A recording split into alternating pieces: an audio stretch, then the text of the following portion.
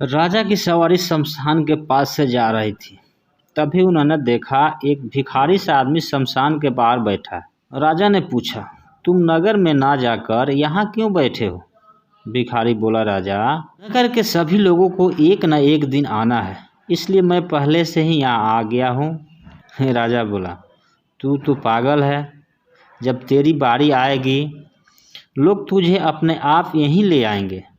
भिखारी बोला, तुमको भी यहीं आना है एक न एक दिन। राजा बोला, तुमको भी यहीं आना है एक न एक दिन। फिर राजा बोला, तुम तो वास्तव में घोर पागल हो।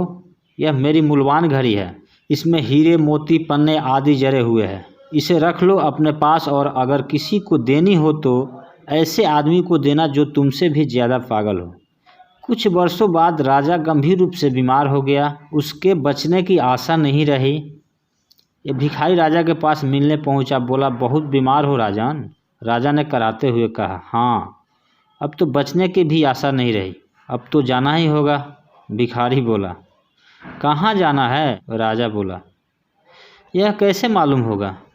किसी को पता नहीं, तू तो पागल जैसी बात करता है। भिखारी बोला, कोई सामान तो भेज दिया होगा, अपने मंत्री या सचिव को वहाँ भेज दिया होगा प्रबंध के लिए। राजा बोला, तुम वही पागल के पागल हो, ये सब कुछ कैसे हो सकता है? भिखारी बोला, वहाँ चावल आटा दाल आदि भेज देते, सवारी के लिए मोटर बग्गी घोड़ा भेज देते।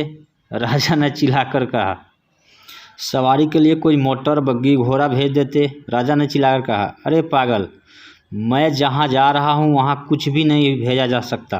भिखारी बोला, तो राजन इस घड़ी को तुम संभालो, क्योंकि तुम सबसे ज़्यादा पागल हो।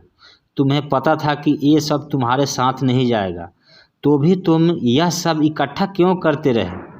यह हाल राजा का ही नहीं, अधिकांश लोगों का भी यही हाल है।